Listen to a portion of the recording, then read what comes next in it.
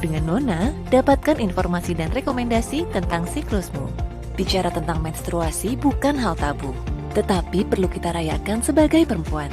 Mari bersama menyebarkan kesadaran mengenai kesehatan perempuan dengan Nona. Tubuh perempuan terbentuk dengan indah dan dinamis. Dengan perubahan kadar hormon yang terjadi, tubuhmu memerlukan perhatian khusus. Catat kondisimu setiap hari untuk mengenali kebutuhan tubuh, agar kamu dapat hidup selaras dengan tubuhmu. Yuk, pahami dan cintai tubuhmu dengan Nona. Nona adalah aplikasi period tracker pertama di Indonesia yang dikhususkan untuk perempuan sepertimu. Dengan Nona, kamu dapat rutin mencatat gejala yang dialami untuk mengetahui siklus haid yang terjadi setiap bulan. Nona akan memberikan rekomendasi dan informasi dari pakar kesehatan perempuan untuk mengoptimalkan gaya hidupmu. Bagikan juga pengalaman siklusmu ke teman terdekatmu dengan Nona. Maksimalkan harimu dengan perencanaan aktivitas sesuai perubahan hormonmu agar dapat menjalani hidup dengan penuh percaya diri. Nona, get to know your cycle and make your period work for you. Tahu kamu punya banyak banget mimpi yang mau kamu capai. Kamu juga punya akses informasi tapi bingung mau mulai dari mana. Tenang, sekarang kamu dan juga teman-teman kamu bisa belajar dari orang-orang hebat cuma dari device kamu loh. Gratis lagi. Kamu bisa belajar soal branding dari Kak Samantha Wijaya. My name is Samantha and I'm the co-founder of a beauty brand namanya Rosé All Day Cosmetics. Belajar soal entrepreneurship dari Kak Samira Shihab. Hai semua, saya Samira Shihab, CEO dan co-founder di Tinkerlust. Dan belajar banyak banget dari salah satu leader unicorn di Indonesia, Kak Tessa Wijaya. How I've succeeded is to really persevere, to work really hard, to really aim for that goal, put my head down, always work hard enough to always be on top of things, be the one the most in the know in the room because I've done my homework. I think when that happens, hopefully good things happen to you. Tentunya masih ada banyak banget topik menarik lainnya dan juga tentunya speaker-speakernya yang luar biasa, khusus untuk kamu. Langsung aja follow Vampire Podcast di Spotify. Jangan lupa untuk subscribe YouTube channel kita di vampire_id dan kasih tahu kita kamu mau belajar apa selanjutnya di kolom komentar ya. Enjoy the podcast, Vampires!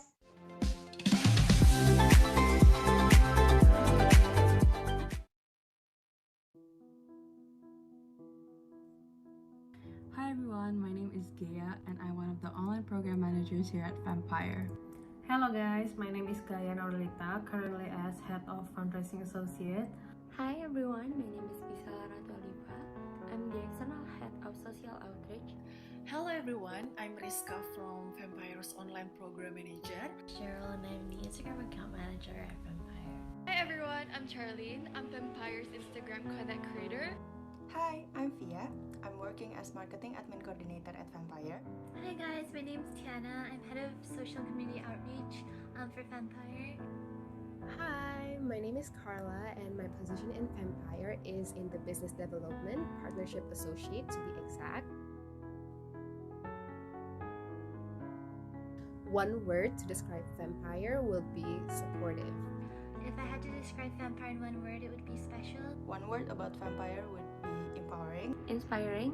One word to describe Vampire is proud because I'm so proud to be a part of Vampire.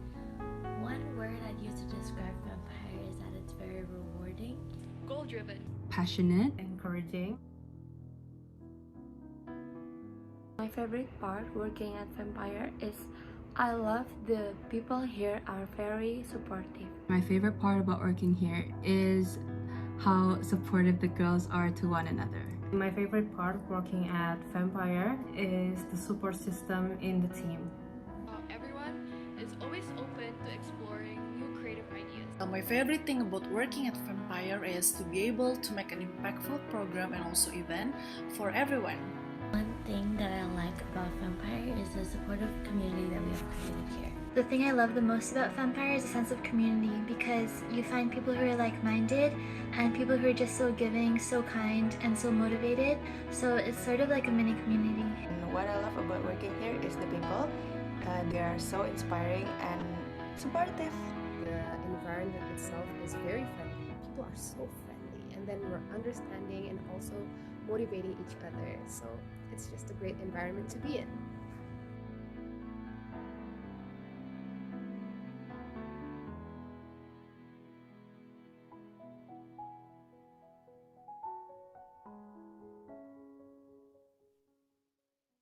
Let's talk about money. It is a tool that has been at the heart of human development. I believe that the growth of crypto economics will be even better in Indonesia with the support from government and the people. As we tackle bigger and a complex problem like world poverty, climate change, we have to ask, what more can money do for us? Indonesia is the fourth most populated country in the world. Our population is equivalent to 3.5% of the total world population in 2020. And that means that there's 270 million potential digital wallets having access to financial services. All we need is a mobile phone. Crypto will transform how our 1.1 trillion GDP interacts with the global market. So Toko Crypto is actually in a very unique positioning, right, where you can combine the benefits of both CeFi, DeFi, merge it, and offer a solution to the Indonesian market. So what we want to build is an Indonesia strategy for the Indonesian, where this solution, right, will be able to reach out to everyone in the country. On top of just financial service, what we hope to achieve this is also like on other areas such as like supply chain management, privacy, data protection, and also like artworks through like the form of NFTs, which is one of the hottest topic in the blockchain industry. So by building on Binance Smart Chain, this will help us to realize numerous potentials that we can achieve through the blockchain technology, and hopefully to build a one and only digital economy for Indonesia.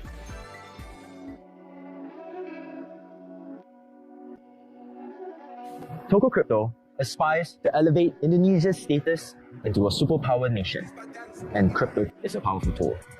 It is a democratizing force that propels us and will level the playing field. Toko Crypto's foundations as a financial enabler in Indonesia are grounded in 4 stable pillars: our credits with the regulators, our support and rapport with the government, our backing from world-class partners, and our loyal customer base. We strive to be Indonesia's first. We continue to pivot as Indonesia's first while putting Indonesians' interests first. We are the first exchange in Indonesia to be licensed by Bapepti, the first to chair the Indonesian Blockchain Week, and now will be the first to release or launch Indonesia's first token. Like when Apple invented the iPod and the iPhone, or when Tesla paved the future for electric cars, same with TKO. The first puts us in a very unique position to shape the financial landscape, creating business opportunities through wallet digitalization. We're connecting the 4th most populated country in the world to the rest of the world. People need to see crypto asset or cryptocurrency as just an investment tool. Government, NGOs, and private sector companies are recognizing the potential of DeFi and blockchain technology to improve the trust, transparency, efficiency, and legitimacy. Our next goal is to engage with a local stakeholder in delivering a project that solves real issue in the market, shifting to people join in the world of crypto ecosystem to fund each other and to motivate each other. We will realizing an economy for betterment and impactful for society. I think that crypto, especially CeFi and DeFi, will steer our economy for the better of the people. In the same way that we cannot live without emails today, once we were also skeptical and distrustful. CeFi and DeFi will definitely become as intrinsically integrated into our finances and businesses. But one day, it will become universally accepted, yet invisible, empowering us as a tool. And that is why, in order to make that happen, we believe that trust is our most valued currency.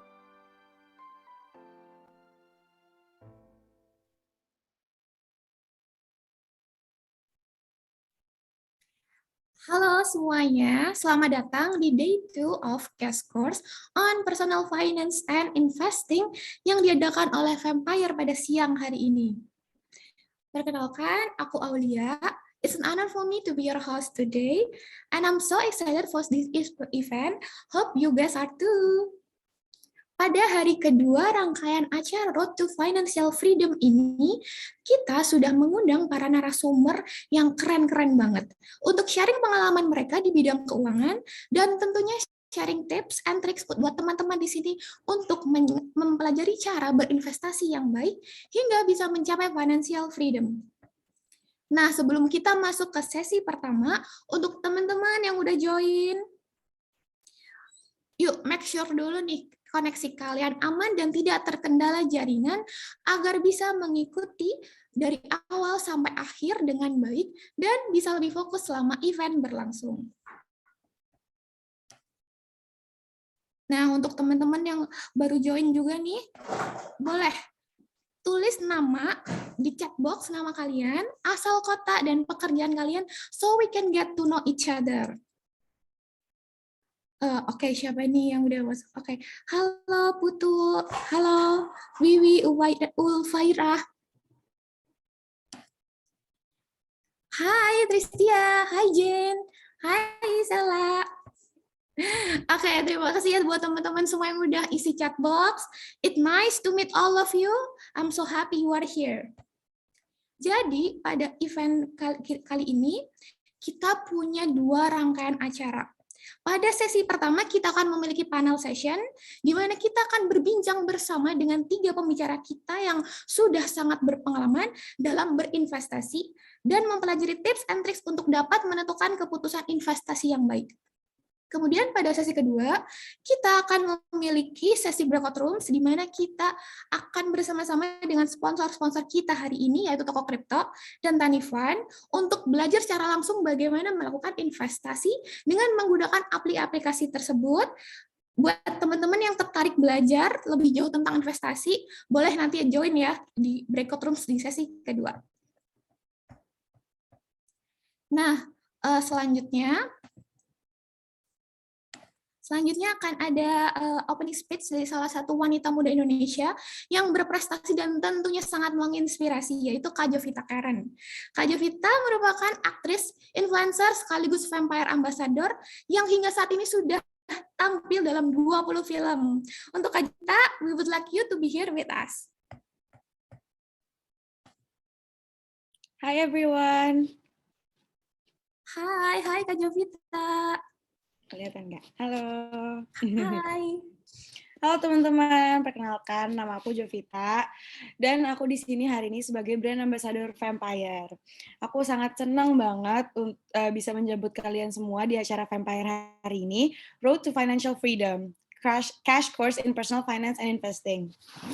Di acara Vampire kita hari ini, kita udah mengundang narasumber yang keren banget dan akan memberi enlightenment terhadap konsep financial freedom as women. Sebagai wanita, kita ditakdirkan untuk menghadapi tantangan yang signifikan di seluruh dunia.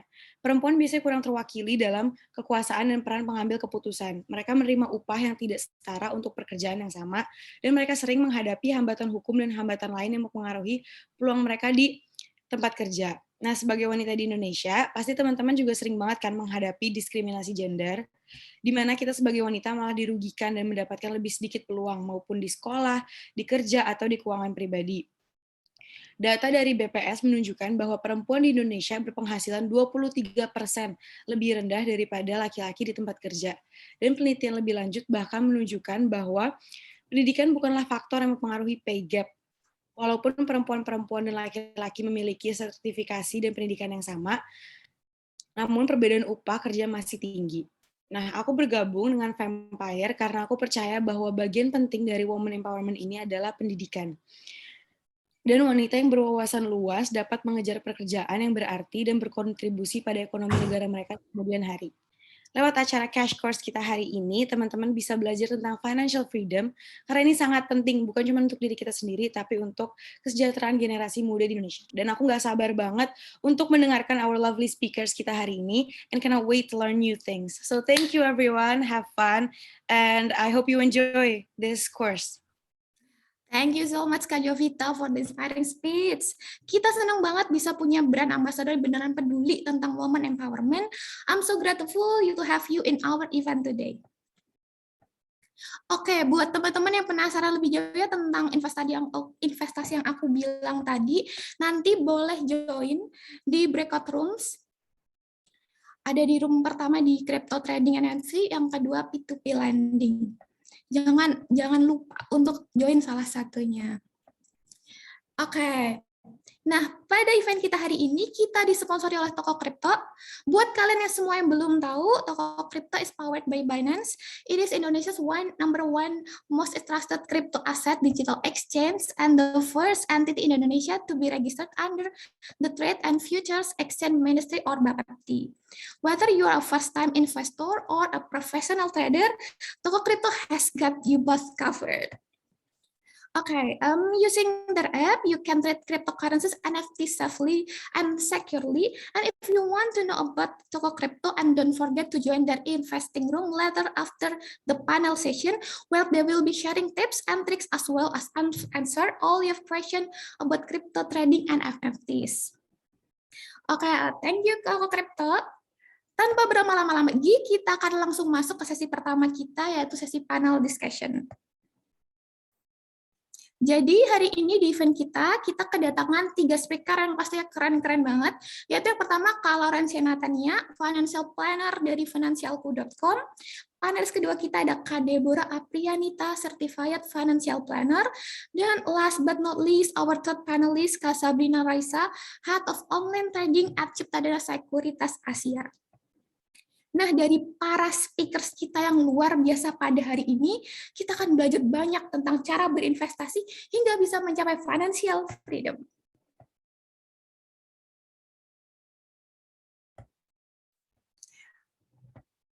Oke, halo. Halo Kak Sabrina, Kak Laurencia, Kak Deborah.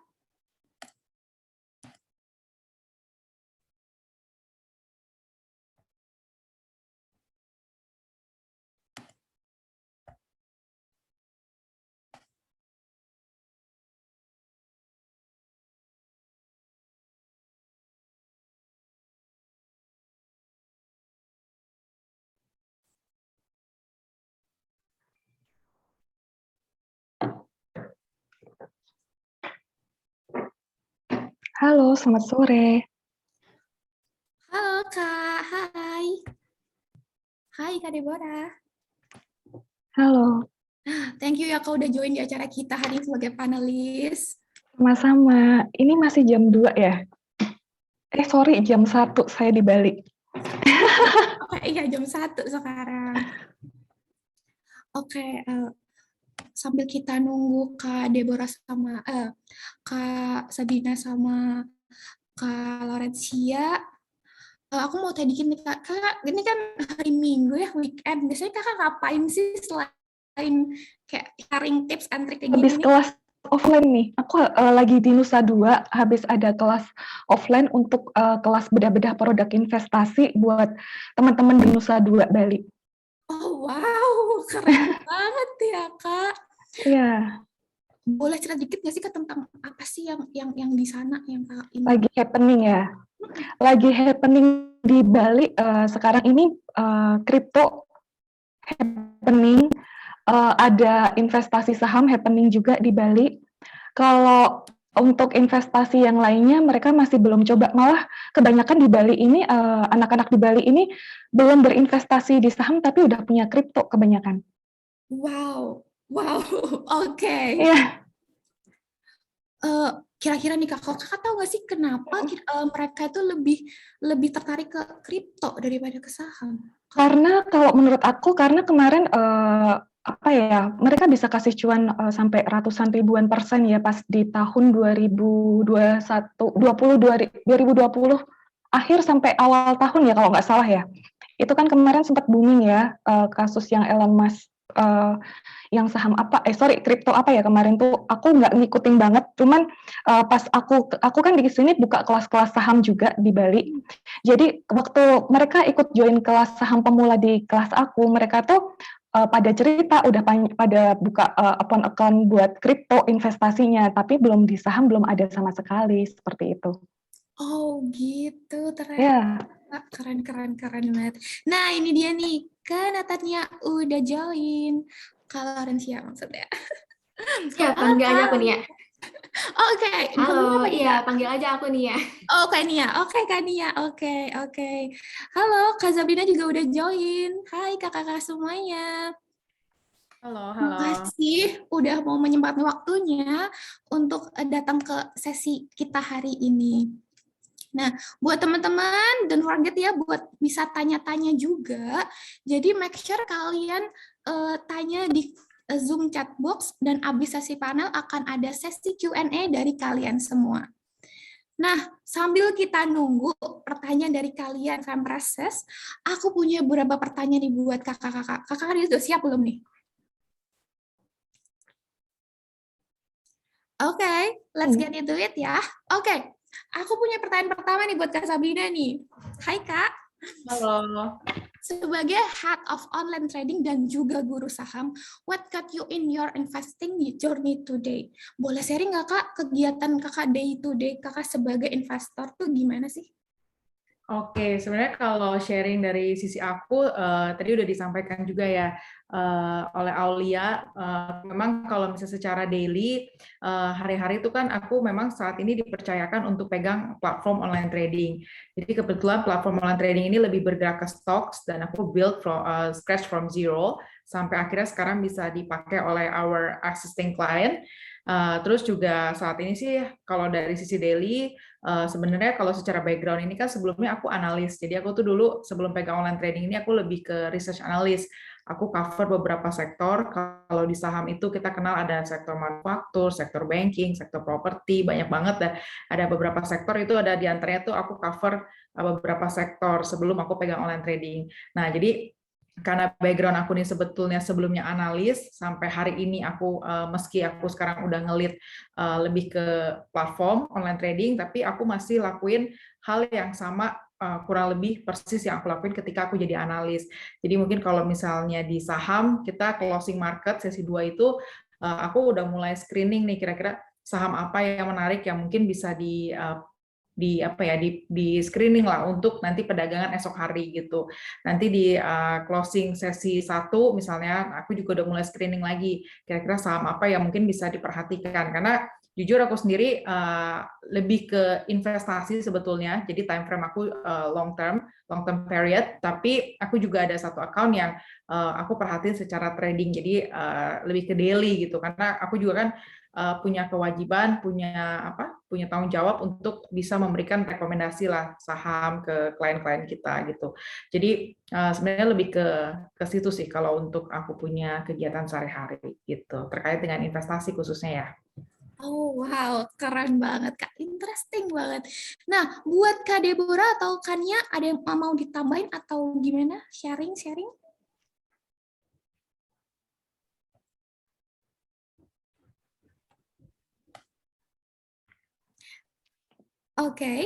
Oke, mungkin aku kira cukup ya. Untuk Kak Deborah sama Kania nih, aku gantian deh, aku mau nanya. Sebagai Certified Financial Planner, apa yang membuat Kak Deborah dan Kania nih terjun ke bidang ini?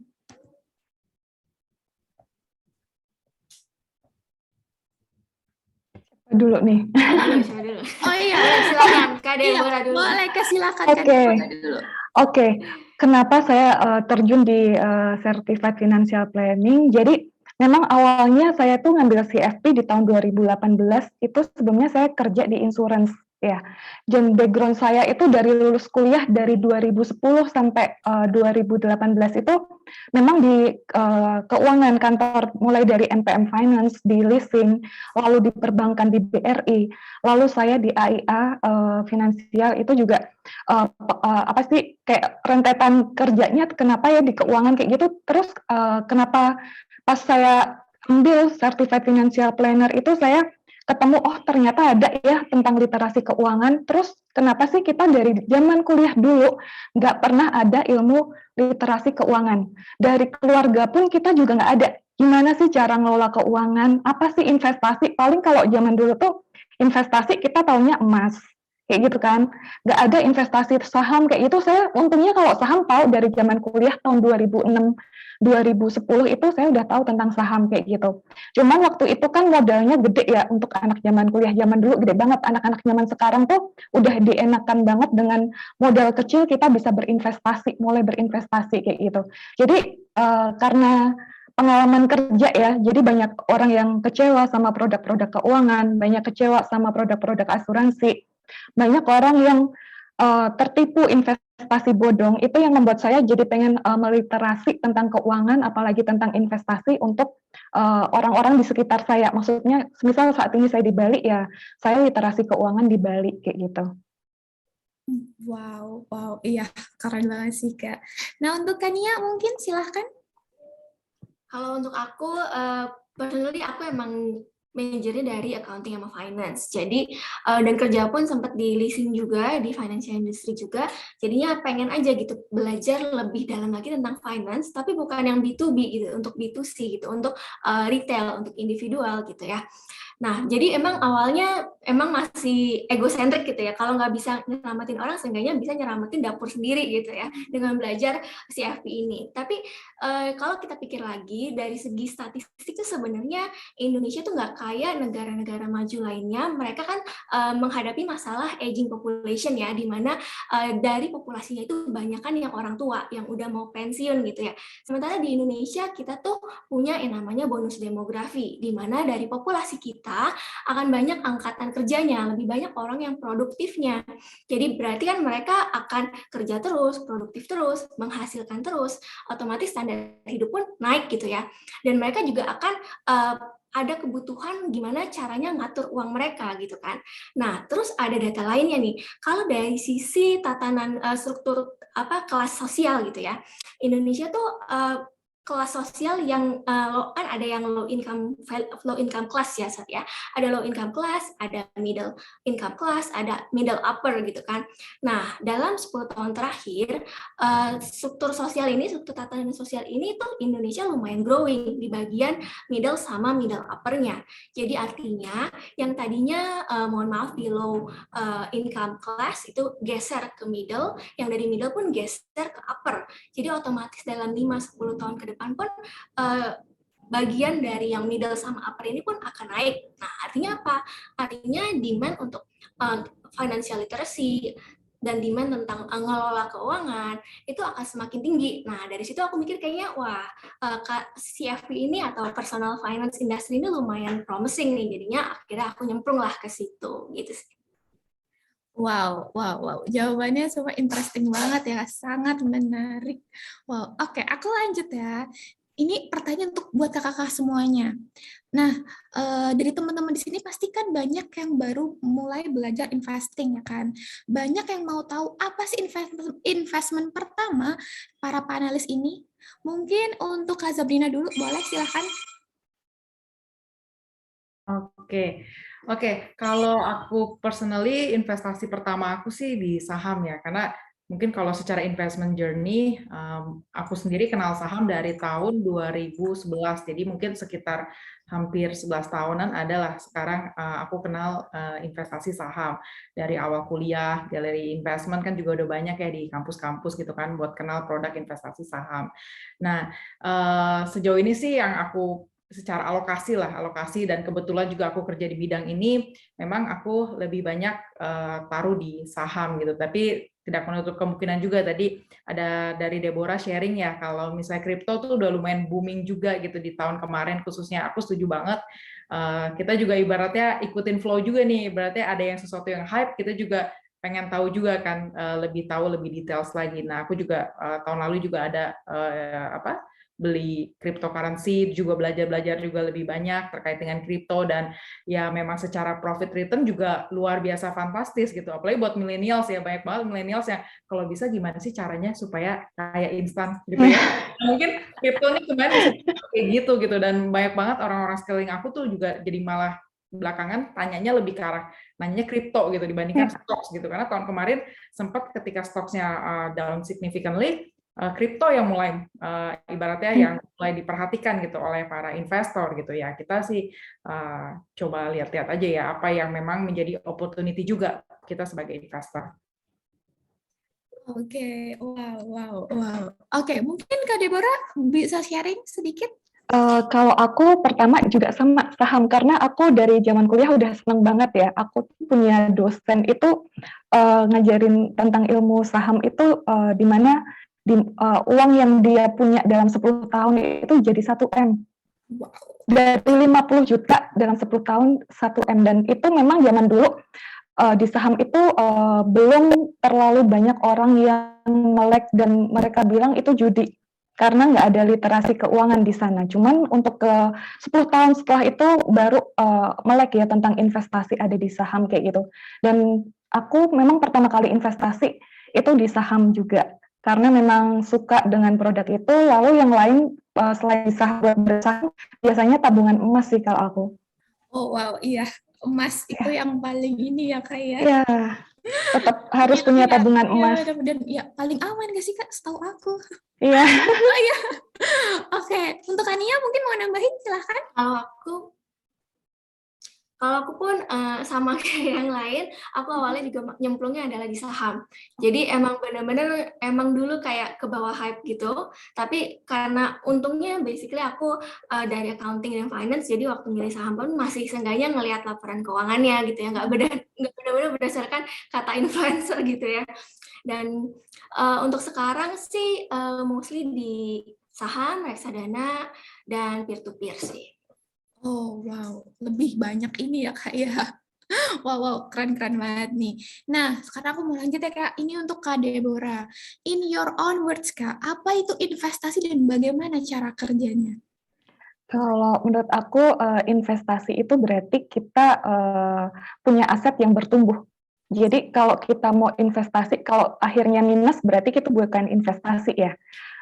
Karena kebanyakan anak muda zaman sekarang pengen investasi, tapi mereka nggak kenal produk-produk itu investasi, langsung hajar aja kayak gitu kan. Jadi mereka itu akhirnya bukannya dapat keuntungan, bukan asetnya tambah naik, tapi mereka malah rugi kayak gitu. Dan itu menurut aku sekarang kita banyak banget literasi keuangan, banyak banget teman-teman yang bisa memberi arahan untuk berinvestasi. Kalau kita mau berinvestasi ya kita belajar dulu. Betul. Kudu punya ilmunya dulu. Iya. Kudu. Nah, itu dari Kak Deborah. Kalau untuk Kak Zabrina atau Kak Nia, ada yang mau tambahin atau enggak? Setuju sama Kak Deborah. Oke. Nah, untuk lanjut ya kayak untuk Kania nih, boleh ya, sebagai financial planner di Finansialku, boleh sharing nggak Kak, buat teman-teman di sini, berapa persen pendapatan yang harus kita sisihkan untuk investasi, dan bagaimana kita bisa menjadi investor yang lebih baik dengan planning personal finance kita?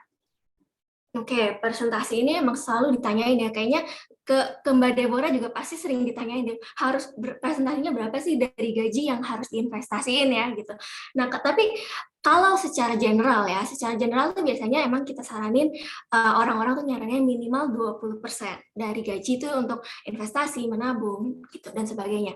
Tapi kalau secara kita di Finansialku, kita justru nggak berpatokan ke 20% itu sih sebenarnya. Kenapa? Karena ngomongin personal finance itu kan benar-benar personal ya, benar-benar beda orang, beda latar belakang. Otomatis beda latar belakang, beda gaya hidup, beda pengeluarannya juga. Terus juga pendapatan pun berbeda. Contoh, dan tujuan keuangannya juga berbeda kan. Contohnya, misalnya ada klien yang datang gitu, bilang, Kak, aku mau S2 nih 2 tahun lagi, aku butuh 100 juta. Katakanlah dia mau sekolahnya di luar negeri gitu. Lalu ada lagi teman yang datang, aku mau dong mencapai financial freedom dalam 10 tahun lagi, dan kira-kira gue butuh 3M-an lah buat mencapai financial freedom itu. Nah, nggak mungkin kan kalau misalnya aku, oke, kalian berdua coba deh invest 20% per bulan and everything will be fine. Itu salah dong ya. Karena kan secara skala aja yang satu butuh 100 juta, yang satu butuh 3M. Yang satu 2 tahun, yang satu 10 tahun gitu kan. Jadi sebenarnya point is, rasio-rasio itu sebenarnya terlalu general ya untuk kalian terapkan ke diri pribadi masing-masing. Yang benar adalah dari situ kalian mesti reflect lagi sebenarnya tujuan keuangan kalian apa sih gitu. Karena dari situ barulah ditarik gitu. Kira-kira dari gaji ini berapa yang dialokasikan untuk berinvestasi dan menabung. Dan misalnya nih ya, kalau katakanlah si dedek yang tadi mau S2 ini dia tetap ngotot gitu, mau 20% aja per bulannya gitu ya. Kan berarti katakanlah dia punya gaji 10 juta, 20%-nya ya berarti kan 2 juta ya. Kalau 2 tahun kita pakai hitungan matematika gampang aja, dia baru mencapai 48 juta, nggak nyampe 100 jutanya gitu kan. Nah makanya rasio-rasio itu tuh terlalu umum sih sebenarnya, terlalu general. Jadi harus direfleksikan ke tujuan keuangannya. Itu tadi yang pertama ya. Lalu berikutnya kalau misalnya si adik ini katakanlah pendapatan naik gitu ya, jadi tiba-tiba dia naik pindah kerja dapat gaji sekitar katakan 20 juta, lalu dia mau nabungnya 20% lagi, berarti kan dia cuma punya 4 juta lagi ya, padahal kan sebenarnya dari 20 juta kurang 4 juta masih ada 16 juta kan, masa 16 juta langsung dihamburin gitu aja. Nah itu kan juga mindset yang kurang oke ya. Jadi naik peningkatan juga berarti porsi yang kamu sisihkan buat nabung sama investasi juga harusnya lebih naik gitu untuk mencapai si 100 juta tujuan keuangan tadi gitu. Nah terus tadi pertanyaan kedua kalau nggak salah, gimana jadi investor yang baik dengan merencanakan keuangan gitu ya. Nah investor yang baik itu yang tahu sebenarnya mau invest itu untuk apa, berapa, dan kapan dia harus keluar dari investasinya. Jadi punya exit strategi gitu ceritanya, katanya lah. Nah, kalau di Finansialku kita percaya kalau investasi itu sebenarnya adalah bagian dari perencanaan keuangan. Jadi investasi itu bukan tujuan keuangan, pengen investasi, bukan. Tapi lebih ke how-nya, gimana gitu. Gimana mencapai tujuan keuangan? Ya dengan investasi gitu. Nah, jadi berarti yang penting itu kita tahu dulu pertama tujuan keuangannya, tujuan investasinya buat apa, berapa, dan lalu kapan butuhnya gitu kan. Supaya tahu juga nih targetnya tuh harus ngumpulinnya berapa sih, kapan sih dibutuhinnya. Nah, dari situ dengan tahu tujuan-tujuannya, maka kita bisa runut lagi nih. Kan tadi buat mencapai tujuan itu kita pakai kendaraannya tuh investasi ya. Nah, kalau kendaraan kan butuh bensin ya, bensin BBM gitu ya. Kalau bensinnya dikit, majunya juga pelan-pelan gitu kan. Nah, di sini kan berarti kalau keuangan di personal finance, BBM itu adalah income kita. Yang berarti buat ngomongin investasi itu nggak cuma ngomongin semata-mata investasi, tapi juga harus mikirin tentang income kita. Seberapa besar sih income kita yang bisa dipakai buat investasi. Nah, otomatis juga ikut nih ke bawah-bawah nih pengeluaran. Karena kan ada pendapatan, ada pengeluaran juga ya. Jadi antara pengeluarannya dikecilin atau pendapatannya dinaikin gitu. Nah, terus ikut-ikutan juga nih si utang. Misalnya ada utang, biasanya nih orang-orang justru malah fokusnya ke utangnya. Karena ada utang, bulan ini nggak bisa invest, bulan ini nggak bisa nabung gitu ya. Nah, jadi dari situ sih sebenarnya investasi itu cuma satu elemen, dan untuk menjadi investor yang baik, justru kita harus menerapkan financial planning yang baik, karena financial planning itu lebih kayak guideline-nya, petanya, supaya kita tuh tahu arahnya uang kita tuh kemana sih gitu. Nah, salah satunya ke investasi gitu sih kalau dari aku. Oh, wow. Jadi kalau aku mau simpulin, yang pertama itu harus tahu tujuannya dulu ya, Kak. Karena tujuan orang-orang juga beda kan, dan nggak ada formula pastinya. Gitu ya, Kak ya? Iya. Oke, keren banget. Nah, untuk Kak Sabrina nih pertanyaannya, lanjut ya Kak. What if passive income, dan menurut Kakak gimana kita bisa merencanakan kebebasan finansial dengan penghasilan pasif? Ya, kalau passive income ini sih sebenarnya ibaratnya regular earnings yang bisa kita dapat, tapi from source-nya ini bukan dari gaji ya. Karena kalau misalnya mungkin teman-teman di sini yang udah kerja, kita biasanya jadi dapat active income itu kan dari gaji yang kita terima tiap bulan. Kalau passive income ini lebih ke kita taruh investasi dalam bentuk investasi misalnya, tapi tanpa kita kerja secara aktif pun kita bisa mendapatkan income tersebut sebagai one of another source of income juga gitu ya. Nah, misalnya kalau kita di saham, kalau aku lebih lihat ke arah saham misalnya kita ada yang namanya dividen gitu. Misalnya kita investasi ke saham-saham yang memang secara company performance itu bagus, lalu secara rutinitas company tersebut karena memiliki bottom line yang bagus, dalam artian profitnya juga konsisten dibagikan secara pertumbuhannya bagus, tentunya dividennya juga ini akan sejalan ya dengan company performance. Jadi kalau misalnya kita bilang gimana kita cari mendapatkan passive income selain dari active income yang kita biasa dapatkan setiap bulan, misalnya bisa juga dari dividen gitu, karena contohnya untuk beberapa company yang memang secara pertumbuhannya tadi aku sempat sampaikan konsisten, biasanya dividennya juga biasanya bertumbuh gitu secara dividen yield, secara persentase. Jadi ya ini bisa menjadi salah satu pilihan juga tanpa kita harus bekerja. Selain capital gain dari saham, kita juga biasanya bisa dapat yang namanya dividen gitu. Kalau aku lihat passive income yang mungkin relate dengan saham itu lebih ke arah sana seperti itu. Oh, oke. Wow, interesting banget nih. Nah, ini sebenarnya passive income itu kan juga topik yang menarik banget ya, Kak. Kayak banyak orang yang pengen tahu gimana sih cara dapat passive income. Nah, kalau dari sisi pandang Kak Nia sama Kak Deborah nih, gimana nih? Boleh Kak Deborah dulu, silakan. Jadi kalau passive income tadi bener ya yang dibilang Sabrina. Jadi kalau kita pengen punya passive income berarti aset atau uang yang bekerja buat kita itu tuh tanpa kita ada di sana itu bisa menghasilkan, misal kayak bisnis. Jadi investasi kan nggak melulu tentang produk investasi atau produk-produk keuangan ya, tapi bisnis itu juga salah satu bisa passive income, entah itu orang punya kos-kosan atau dia punya rumah yang disewakan atau dia juga punya bisnis franchise yang bisa menghasilkan kayak gitu. Jadi menurut aku setiap orang punya target masing-masing kapan dia akan memiliki passive income dan sumbernya dari mana, itu mereka juga bakalan tahu mana yang cocok, karena nggak semua orang cocok dengan investasi misal di saham atau mungkin di kripto atau mungkin di bisnis, karena kemampuan kita menganalisa untuk sebuah investasi itu beda-beda kayak gitu, dan keyakinan kita itu juga beda-beda atas investasi ya, karena aku pernah ketemu beberapa klien itu ternyata mereka itu ketika disuruh berinvestasi di saham itu sama sekali nggak mau, karena itu menurut mereka nggak ngerti kayak gitu dan mau belajar pun juga nggak mau. Tapi aku udah yakin aku di bisnis ini bisa kayak gitu kan ya. Oh ternyata memang kita beda-beda ya dalam mengelola keuangan dan juga investasi, karena setiap orang pasti tahu di mana sih celahnya dia bisa membangun passive income kayak gitu, dan di mana sih sumber yang bisa menghasilkan dia sampai dia nanti bisa tanpa dia kerja itu dia bisa hidup kayak gitu kan. Itu tujuan goals anak muda zaman sekarang kan, semuanya pengen nggak kerja tapi dapat duit kayak gitu kan. Kebanyakan sekarang malah nggak mau, di awal juga nggak mau kerja tapi dapat duit juga. Nah itu modalnya yang bisa jadi passive income itu dari mana kalau semisal kita nggak kerja duluan. Jadi kita harus siapin uang yang jadi pokoknya buat dapat passive income nantinya, entah itu akan ditaruh di saham atau mungkin di bisnis atau mungkin di investasi lainnya yang bisa ngasih return atau dividen. Itu menurut aku harus dipikirin sih. Wow, iya bener banget Kak. Berarti kan sebenarnya passive income itu nggak segampang itu ya, kayak kita nggak terus dapat, nggak mungkin. Iya, bener. Betul.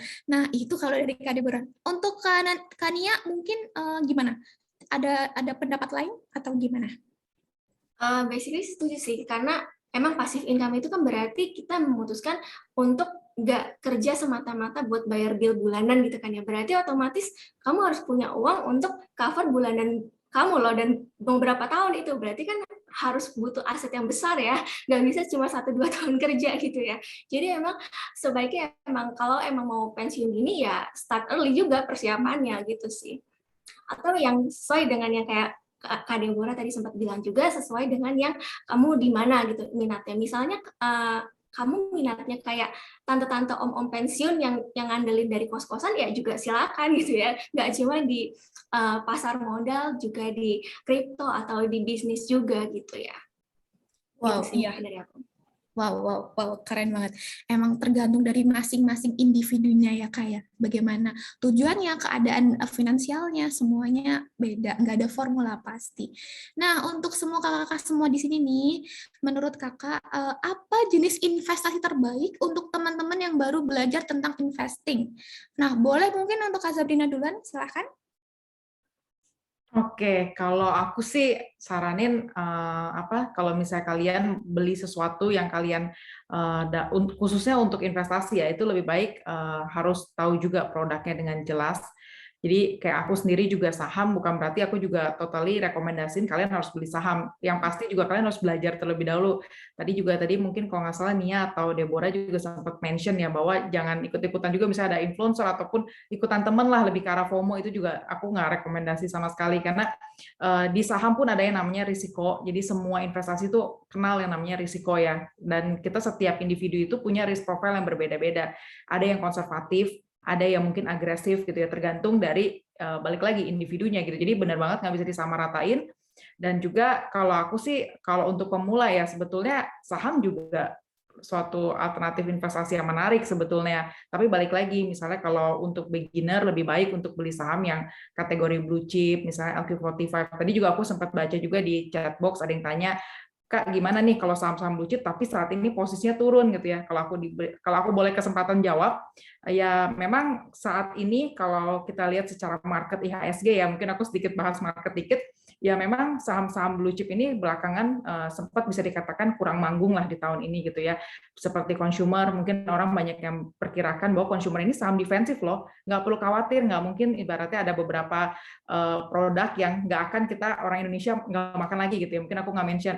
Nah, tapi kenapa tahun ini kok sahamnya di situ-situ aja, kok nggak bergerak kemana-mana gitu ya. Nah, memang kita kenal kalau di saham itu namanya sector rotation gitu, di mana tahun ini siapa yang memang punya punya lebih ke arah manggungnya lah gitu ya. Mungkin beberapa waktu lalu saham-saham digital kayak tech company dan lain sebagainya, tapi belakangan juga mereka terkoreksi dan sekarang waktunya ada potensi di mana saham-saham blue chip yang mungkin akan manggung, karena kan akhir tahun ini biasanya kita kenal ada istilah window dressing ya, dan secara historical 10 tahun terakhir umumnya Indonesia itu akan pasti mengalami yang namanya window dressing gitu. Jadi kalau teman-teman pemula mungkin yang hari ini join, kalian mulai bisa perhatiin karena kemarin juga Jumat kemarin saham terkoreksi cukup besar. Nah, mungkin udah bisa pelan-pelan tuh screening saham-saham mana yang mungkin saya mau investasikan pertama kali gitu ya. Dan kalau aku sih rekomendasi mungkin bisa dimulai dari misalnya banking sektor terlebih dahulu, karena kalau secara secara valuasi, secara fundamental, misalnya kita tahu beberapa big banks kayak misalnya aku mention BCA gitu ya, baru aja stock split, dan kita nggak usah khawatir karena di mana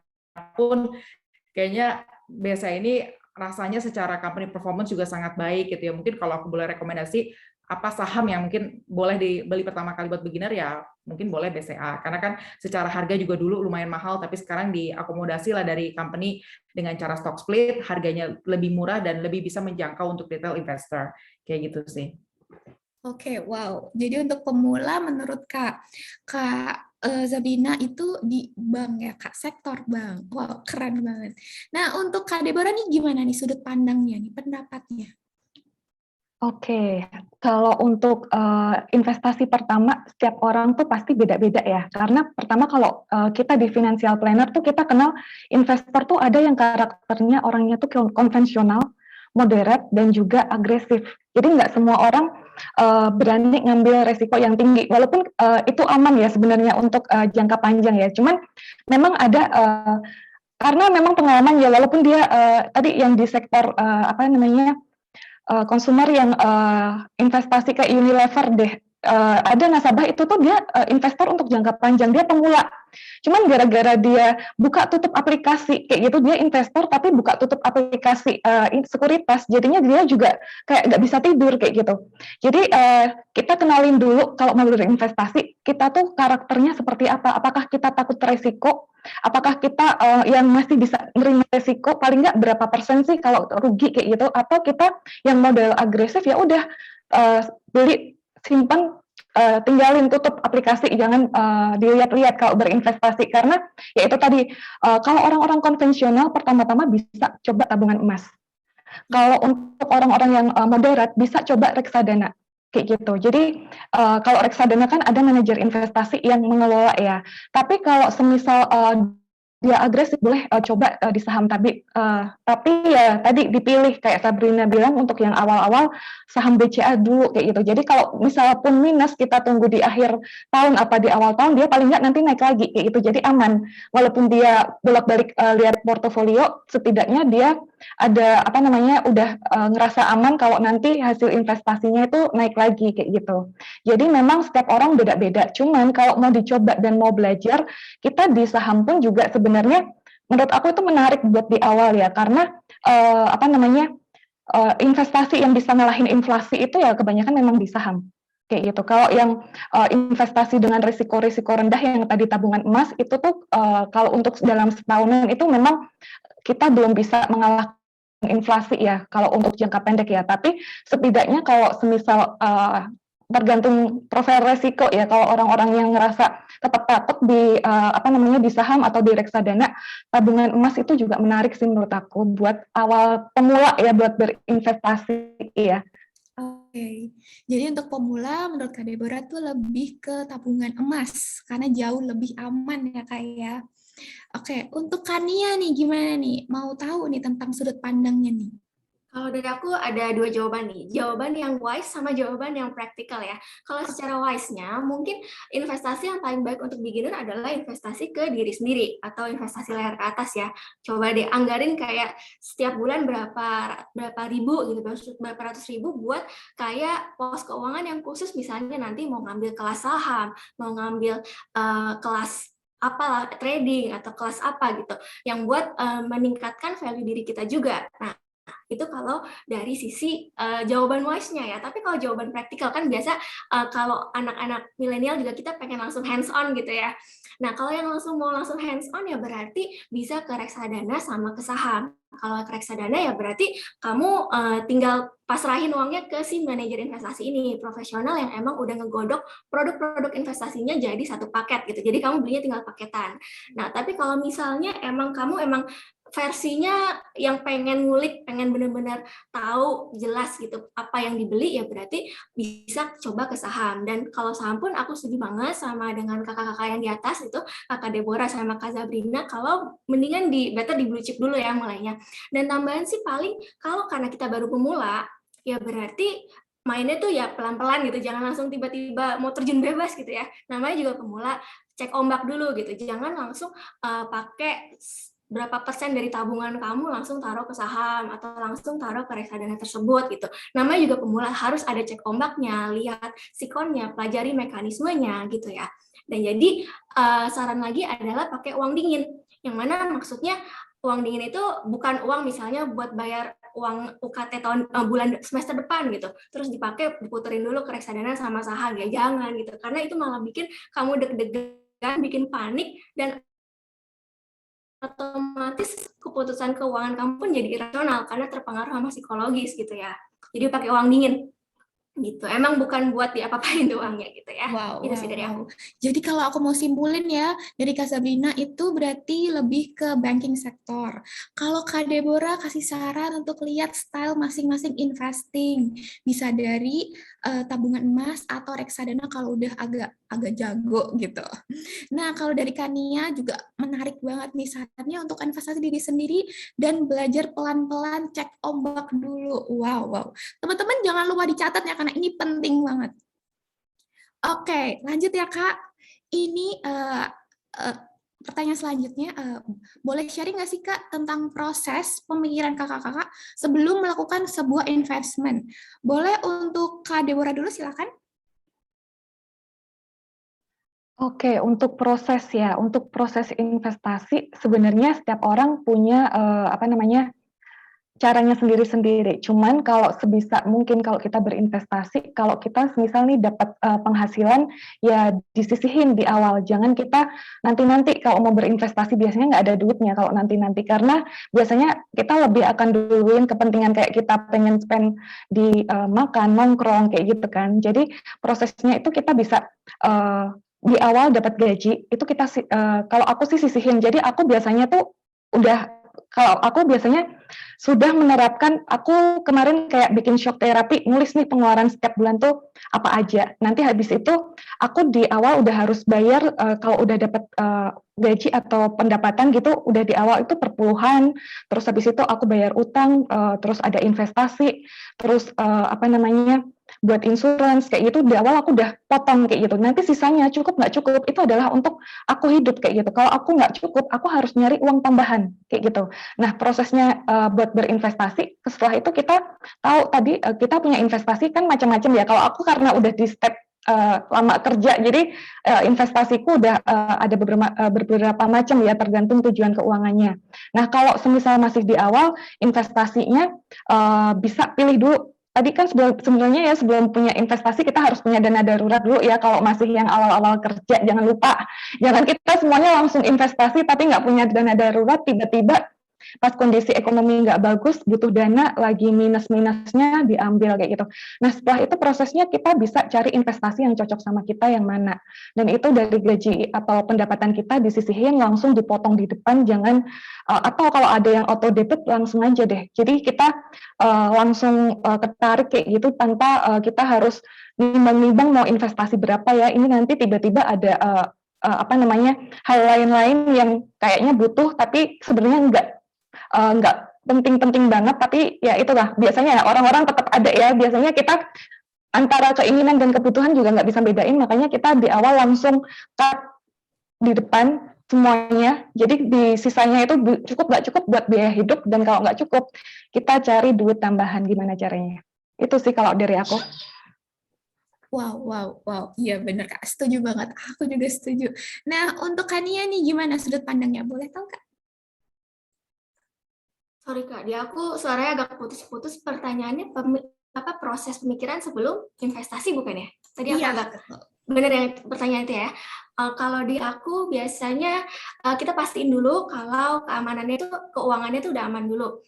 Yang berarti kayak tadi kata Kak Deborah udah punya dana darurat, cash flow bulanannya tuh masih positif gitu ya, nggak bulan ini nabung, bulan depan boncos itu nggak gitu ya. Kalau itu berarti harus diamanin dulu keamanan keuangannya.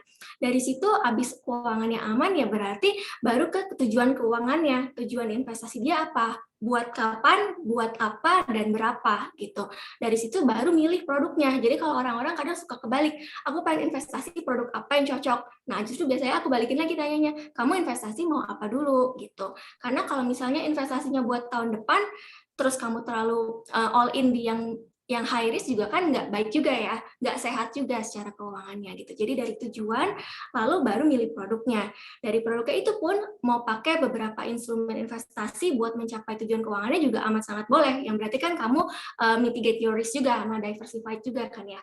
Dari situ baru tambahan poin adalah bukan setelah kita beli investasinya terus udah beres pemikirannya selesai di situ, bukan, tapi ada lanjutannya, harus ada yang namanya evaluasi. Jadi investasinya itu harus dievaluasi, karena kan waktu kita mau mikirin beli investasi ini apa enggak, itu kita hitung berdasarkan expected return-nya ya, berdasarkan estimasi, asumsi, dan perkiraan dapatnya berapa gitu ya. Tapi kan pada akhirnya pasar modal nggak ada yang bisa ngontrol ya, nggak ada yang bisa ngontrol Mr. Market. Jadi akhirnya makanya kita harus yang namanya evaluasi ya, tiap bulan lah dilihat gitu portfolionya gimana, apakah udah sesuai sama planning kamu gitu, apakah tadi yang adik yang mau S2 itu udah bisa melewati 100 jutanya gitu sih dari aku. Jadi 4 poin itu. Oh wow, keren. Jadi yang pertama tetap ya Kak, tujuan dulu, kita kudu tahu tujuan kita. Nah itu dari Kania. Kalau dari Kak Zabrina gimana nih sudut pandangnya? Ya, mungkin udah lumayan dijelaskan sangat komplit lah dari Deborah ataupun dari Nia. Mungkin aku sedikit nambahin, kalau balik lagi, kalau aku related sama saham, mungkin pertanyaan selanjutnya strategi apa nih kalau di saham, kalau tadi money management harus alokasi berapa, dan darurat segala macam itu udah sangat komprehensif lah dijelaskan ya.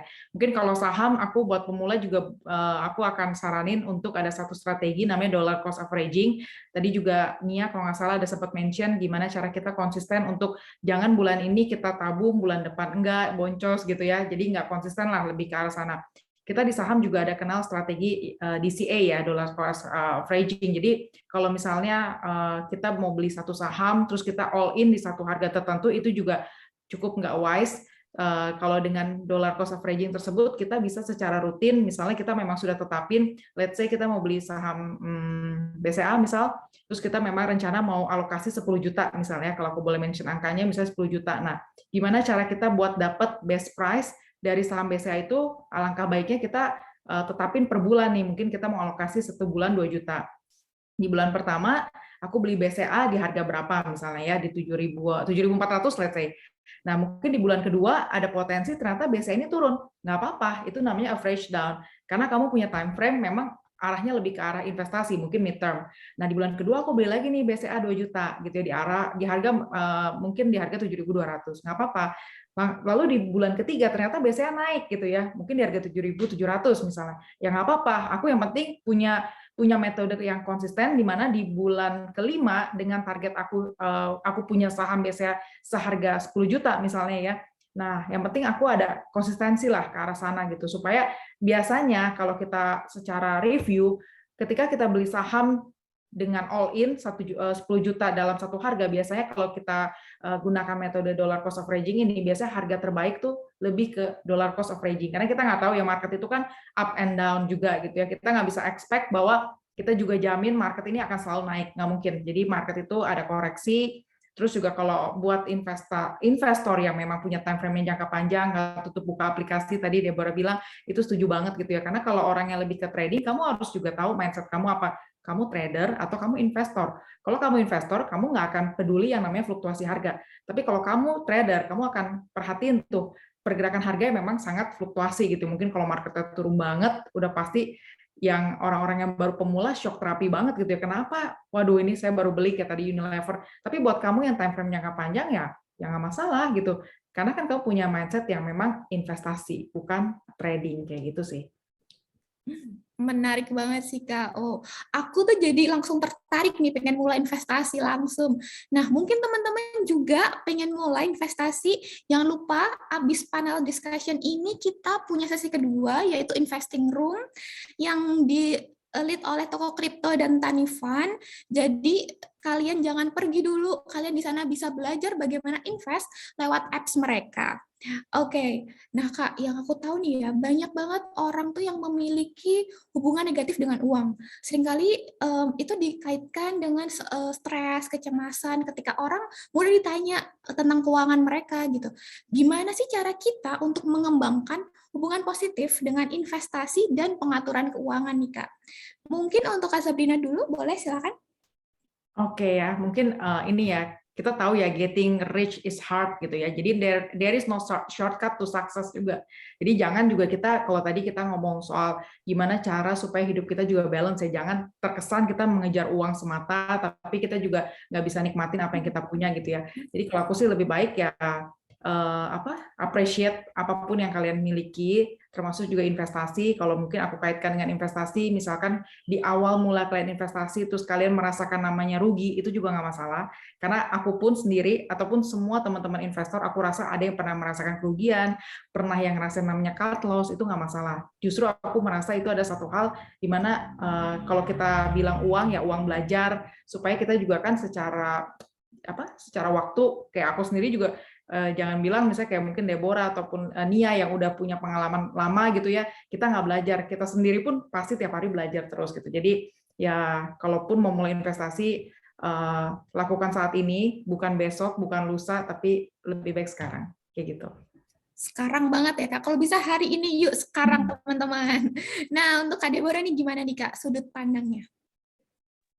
Kalau menurut aku sebenarnya kita kalau berinvestasi ya tadi benar ya, kalau dibilang bukan berarti kita pola pikir yang buat anak-anak muda zaman sekarang semuanya tuh pengennya kita berinvestasi tuh tujuannya kaya. Itu mindsetnya diubah dulu ya.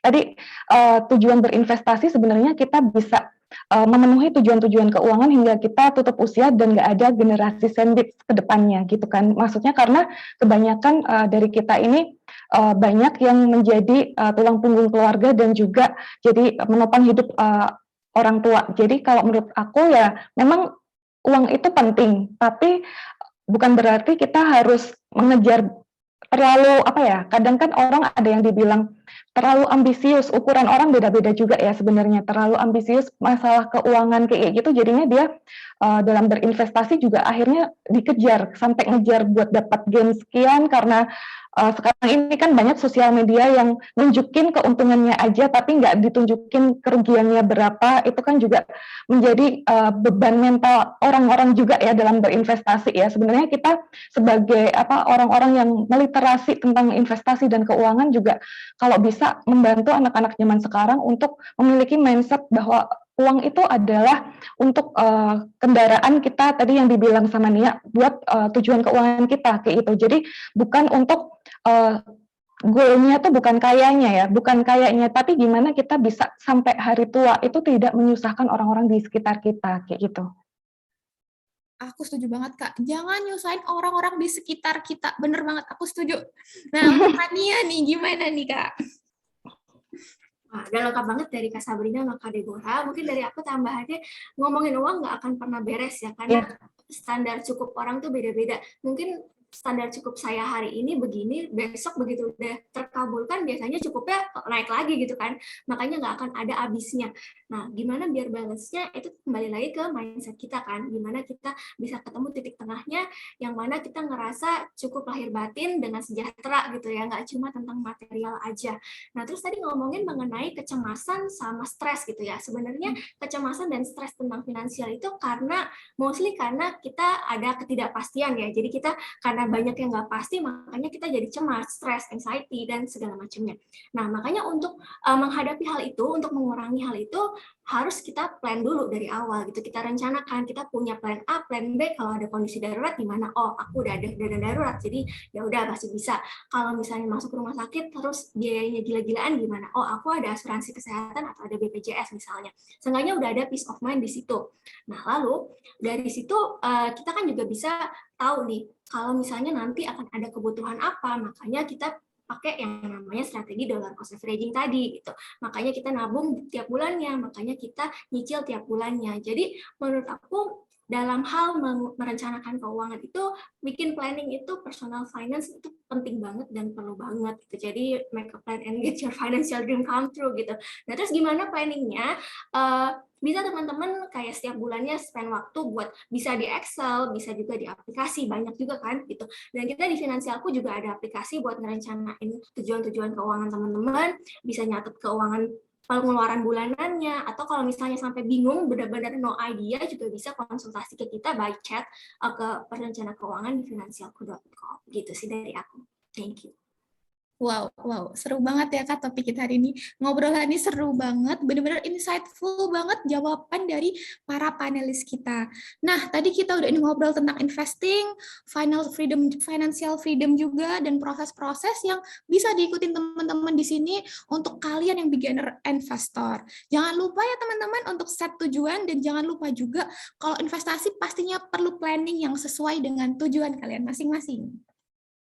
Nah, sekarang kita akan mulai membacakan pertanyaan dari teman-teman nih.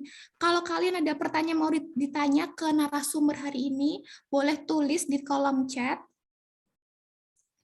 Oke, kita udah punya pertanyaan pertama nih. Dari Rahmani, okay. How do we know which financial products are good to invest in? Is it through studying the market, or are there other ways to find out? And can you recommend any good apps for us to start investing? Boleh Kak, mungkin Kak Sabrina dulu silakan. Oke, pertanyaannya gimana kita tahu financial product yang bagus untuk kita investasikan, dan gimana kita cara belajar buat tahu kali ya. Oke, kalau untuk tahu financial product yang bagus atau enggak, tadi udah sempat diceritain juga ya. Tadi mungkin ada sempat di mention ada gold, emas, kalau misalnya lebih ke arah konvensional gitu. Tapi kalau misalnya udah mau lebih ke arah agresif, mungkin boleh lihat saham salah satunya gitu. Kalau misalnya mungkin buat teman-teman di sini yang hari ini join, Kak, aku nggak punya banyak waktu loh. Aku pengen saham, tapi aku nggak punya banyak waktu, karena saham kan katanya harus belajar, harus tahu company performance-nya gimana, harus analisa juga. Nah, mungkin ada pilihan lain, mungkin bisa reksadana. Karena kalau misalnya reksadana sendiri kan ada berbagai pilihan yang mungkin secara return-nya itu kalian juga bisa buka, karena sekarang udah banyak banget juga aplikasi online trading ya yang menyediakan info-info terkait produk mana yang bagus reksadananya gitu kan. Nah, kalau aku sih lebih lihat kalau misalnya ditanya yang bagus atau enggak, tergantung balik lagi ya individunya juga sih. dan juga mengetahui produk yang bagus tentunya juga dilindungi oleh OJK, jangan lupa gitu ya, karena banyak juga kan kita tahu belakangan ini juga tahun lalu gitu ya rame dengan investasi bodong lah dan lain sebagainya, itu juga kalian lebih baik hindari, kayak misalnya belakangan robot trading lah apalah. Nah ya kalian harus itu juga sih, maksudnya benar-benar kayak gali juga lebih dalam, jangan maksudnya ikutan teman juga tahu-tahu nanti ternyata yang kalian investasikan tidak nggak dilindungi oleh regulasi yang ada gitu, jangan juga sampai kayak gitu sih. Iya Kak, setuju banget. Jangan sampai kayak gitu. Jangan sampai yang ramai kemarin terulang kembali. Nah mungkin untuk Kak Deborah atau Kak Nia punya tambahan dari sudut pandang kakak-kakak gimana? Boleh untuk Kak Deborah dulu. Sebenarnya udah terjawab ya. Maksudnya kalau kita produk investasi tadi kan memang setiap orang individu punya pilihannya masing-masing ya. Kita bakalan nggak semua orang sama kayak gitu kan. Maksudnya kalau gimana dapat kalau produknya itu sebenarnya memang penting banget. Memang kita harus tahu produk ya, karena kebanyakan orang itu malas baca. Permasalahan di Indonesia itu adalah malas untuk membaca. Kadang nonton video pun juga orang udah capek, mungkin ya tahu kita kerja kita capek ya, setiap orang pasti kayak gitu. Tapi kalau kita mau berinvestasi, kita memang harus tahu investasinya ya, karena kita kalau asal ikut-ikutan juga itu tadi dijelasin sama Sabrina sama Nia, kalau kita ikut-ikutan ya resikonya kita bakalan bukannya berinvestasi tapi kita malah rugi kayak gitu. Jadi kalau semisal gimana cara pilihnya produk-produk, ya tentukan profiling resikonya dulu, lalu kita pilih mana nih yang ternyata cocok sama kita. Boleh dicoba semuanya, kita bagi pos-pos yang semisal resiko rendah, menengah, tinggi, itu juga bisa jadi salah satu alternatif nanti. Jadi oh yang cocok aku sukanya yang ini. Tadi kan udah ada tujuan juga ya, keuangannya beda-beda. Tapi semisal mau dibagi-bagi pun dicoba agar kita tahu, karena kalau nggak praktek cuma baca doang juga nggak terjun-terjun, sama aja sih sebenarnya. Jadi juga harus coba investasi apapun tuh bisa dicoba. Oh, setuju. Keren banget. Nah, untuk Kania, mungkin ada tambahan dari pendapat kakak gimana? Mungkin sedikit tambahan, financial product yang bagus buat kita itu berarti yang kita nyaman di situ. Nyaman dalam artian yang pertama, secara keamanan kita yakin kalau bukan bodong ya, berarti maksudnya udah ada izin OJK-nya. Terus juga investasi itu harus selalu ingat kalau there's no free lunch gitu. Misalnya dia return-nya tinggi banget ya, kalian berarti harus sadar juga ada risiko yang membayangi return yang tinggi ini gitu. Dan untuk mengetahuinya ya tentu aja harus pelajarinya gimana ya, bisa cek di misalnya kalau reksadana bisa cek di fund fact sheet-nya, bisa baca di prospektusnya, kalau saham bisa cek di laporan keuangan perusahaannya, atau simply lihat website perusahaannya gimana sih. Kalau website perusahaannya aja amburadul nggak jelas gitu, kayak males kelihatin aja juga, gimana kamu mau naruh uang di situ gitu loh. Nah, terus juga cara belajar lainnya adalah selain nyemplung langsung ya bisa juga ikut-ikut webinar kayak gini kan. I believe that webinar kayak gini tuh makin banyak ya sekarang ini. Vampire juga udah ngadain berapa kali tahu kan ya mengenai webinar-webinar keuangan kayak gini. Jadi buat cara belajar itu sekarang itu amat sangat dimudahkan sih, tinggal kitanya aja yang mau apa enggak sebenarnya. Gitu sih. Betul Kak, setuju. Kita mau atau enggak gitu. Benar banget. Nah, semoga jawaban dari kakak-kakak tadi menjawab pertanyaan Rahmani ya. Terima kasih atas pertanyaannya. That was such a good question. Nah, masih ada lagi nih Kak, pertanyaan lain dari audiens kita. Ini ada pertanyaan dari Madeline. Nah, kalau beli barang yang lumayan gede expense-nya, mendingan kita cicil aja kah atau langsung bayar full aja? Oke, mungkin untuk Kak Deborah silakan boleh. Ini barang apa ya?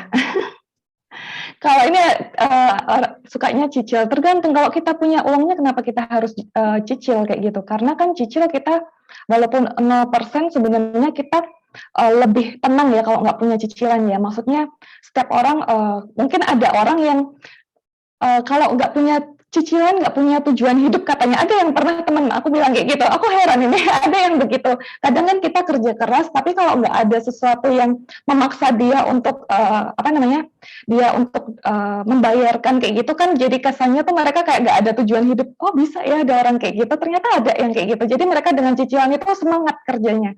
Tapi ada orang yang dengan cicilan itu biasanya dia stres karena besok tuh ada nggak ya duitnya buat mencicil kayak gitu. Tapi semisal kita memang bisa bayar tunai, kalau menurut aku bayar tunai aja cash langsung lunas itu lebih baik dan lebih tenang ya pikiran. Kalau kita mau kerja, kita mau melakukan aktivitas apapun itu jauh lebih ngerasa lebih tenang. Tapi memang ada beberapa orang yang kalau mereka nggak punya cicilan itu kayak mereka tuh semangat daya juang untuk kerjanya tuh kurang, itu juga ada kayak gitu. Jadi masing-masing pribadi beda. Tapi kalau memang kita pengen ketenangan, kalau aku sih bayar lunas, udah nggak ada pikiran lagi. Kalau aku juga setuju sama Kak Deborah sih. Tapi buat beberapa orang ada yang ngerasa utang itu candu, Kak. Iya, bener banget. Nah, itu dari Kak Deborah. Mungkin Kak Nia mau nambahin dari sudut pandang Kakak? Nambahin sedikit mungkin ya, tergantung utangnya ini untuk barang apa, untuk konsumtif atau produktif. Kalau untuk produktif bisa jadi kan misalnya mau beli rumah kedua dan rumah keduanya mau disewain gitu ya, berarti kan akan ada income juga dari situ. Nah itu ya mau pakai cicilan bisa dipertimbangkan, tapi tentu aja harus dihitung risk and reward-nya gitu ya. Jangan sampai uang kosnya, uang sewaannya nggak segede itu gitu kan, ternyata sama aja bohong. Nah terus kalau utangnya untuk yang konsumtif itu barang-barang yang digunakan dan nilainya akan menurun gitu ya seiring berjalannya waktu, better sih ya nabung dulu aja gitu, tunda sesaat. Karena kalaupun kalian bayarnya dengan cicilan berarti kan akan ada bunga ya, kecuali ada fasilitas 0% ya, tapi kan tetap aja itu pun nanti akan ada bunganya, yang mana itu berarti harganya tuh nggak jadi lebih mahal daripada harga yang pertama kali kamu spend gitu kan. Dibandingkan bayar tunai misalnya 100.000 dengan adanya cicilan ya kamu jadi ada bayar plus bunganya gitu kan.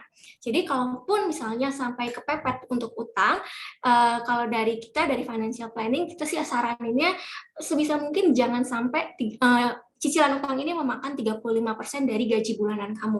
Kenapa jangan sampai 35%? Ya karena kamu masih punya target investasi, nabung, dana darurat udah keluar belum, terus juga masih ada biaya-biaya hidup yang lainnya gitu kan. Jadi ya sebisa mungkin jangan lebih dari itu gitu.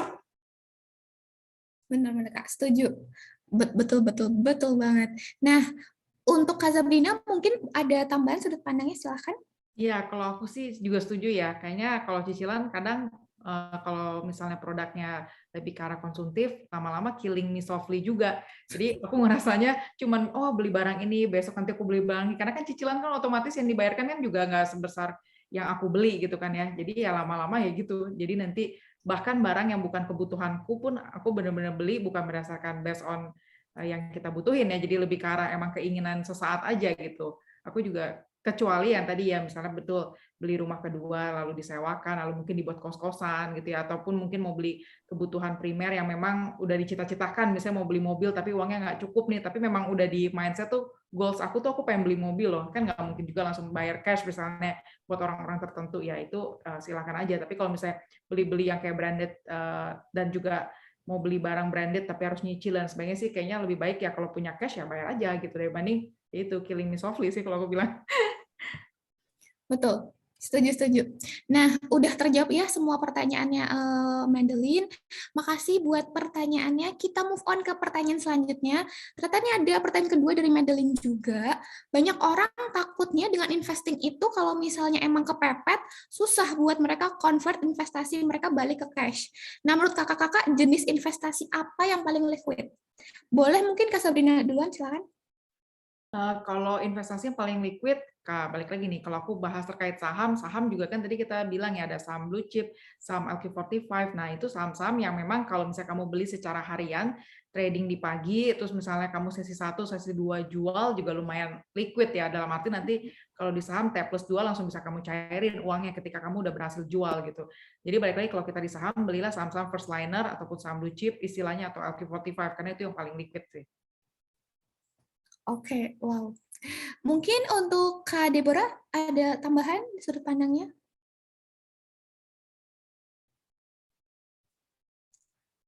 Kak Deborah, maaf masih unmute. Sorry. Jadi kalau untuk yang liquid itu kan kita butuh dana dalam waktu cepat ya, maksudnya hari itu juga bisa cash. Misal semua produk itu tadi macam-macam ya, sebenarnya bisa dipakai. Kalau aku sih lebih kayak tabungan emas bisa atau reksadana pasar uang kayak gitu. Jadi yang untuk jangka pendek, misal kita butuh saat itu juga dan nilainya nggak terlalu, resikonya nggak terlalu tinggi atau mungkin kerugiannya nggak terlalu gede, itu menurut aku oke sih di tabungan emas atau reksadana pasar uang. Oke, tetap ya Kak, tabungan emas tuh paling aman. Iya, gini, kita kalau punya tabungan emas, antara saham dan tabungan emas itu harus punya ya, karena apa? Karena saat kondisi ekonomi nggak stabil, biasanya sahamnya turun, kita masih punya nih emasnya naik.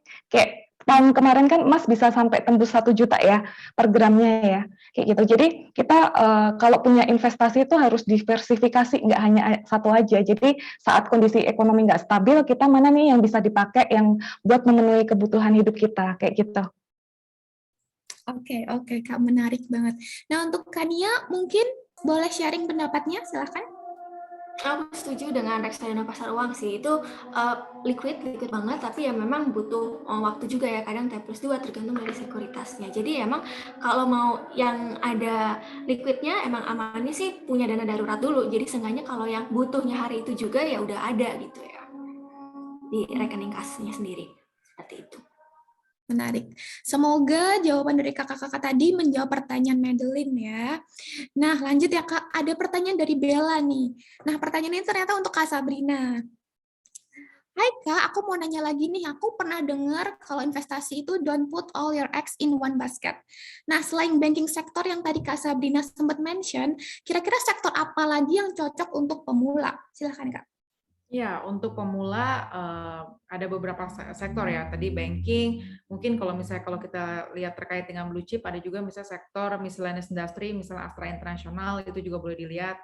Karena secara ekonomi recovery, kita tahu ya tahun lalu pandemik, tahun ini juga ya masih, tapi juga bisa termanage dengan baik. Harapannya juga Desember ini, meski nanti ada liburan Natal dan Tahun Baru, juga kita bisa tetap jaga lah ya COVID ini dengan baik. Rasanya economic recovery ini juga nanti akan tercermin di GDP kita ya, nanti akan rilis di full year 2021, yang tentunya nanti akan terlihat bahwa beberapa demand yang tahun lalu mungkin orang enggan untuk beli mobil, beli motor, karena bukan primary needs juga ya, untuk mereka lebih butuh, mungkin kita tahu banyak pengangguran juga di tahun lalu gitu ya, dan lain sebagainya. Kita lihat nampaknya dengan nanti economic recovery di tahun depan, nanti orang-orang tersebut nih banyak yang mungkin ibaratnya udah lama nih nggak beli mobil, mungkin nanti ada muncul keinginan buat beli ke sana, dan tentunya ini akan ke-reflect juga untuk revenue dari Astra International misalnya, seperti itu. Wow, menarik banget. Thank you banget Kak buat jawabannya. Seneng banget bisa ketemu kakak-kakak di event ini hari ini. Teman-teman juga pasti, aku yakin seneng banget bisa langsung nanya sama profesional kita yang keren-keren banget. Sayangnya karena waktu kita yang lumayan terbatas ya, kita nggak bisa jawab semua pertanyaan teman-teman. Terima kasih atas semua pertanyaannya dari Fempresses. Semoga sesi panel discussion and Q&A ini bisa bermanfaat buat teman-teman. Terima kasih untuk Kania, Kak Sabrina, Kak Deborah atas semua insight-nya, itu seru banget. Aku bener-bener kayak buka matanya. Aku yakin teman-teman Fempresses juga udah nyatet nih hari ini, juga ngerasa ini keren banget. Thank you again buat Kak Deborah, Kania, Kak Sabrina. We're so happy to have you here, to have such amazing moment to share with us today. We'll stay in touch with you ya Kak. See you next time. Makasih Kak. Thank you semua. Thank you. Thank you. Nah, buat teman-teman, jangan pergi dulu. Walaupun sesi panel kita udah selesai, kita sekarang ada sesi investing room yang akan di-lead langsung oleh Toko Kripto dan Tanifan. Di investing room kali ini, cara join-nya gampang banget. Tinggal ke icon breakout room di bar Zoom kalian, terus pilih investing room yang kalian mau. Gimana, udah nemu kan ya? Oke.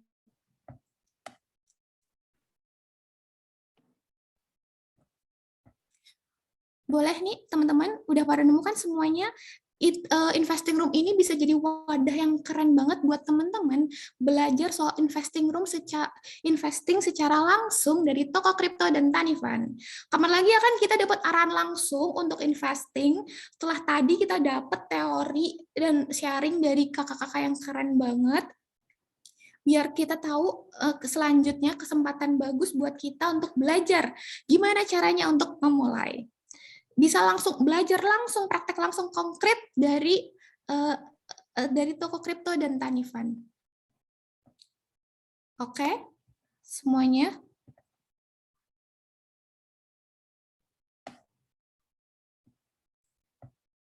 Oke, kayaknya udah pada masuk semuanya di breakout room ya. Selamat belajar, Fempres.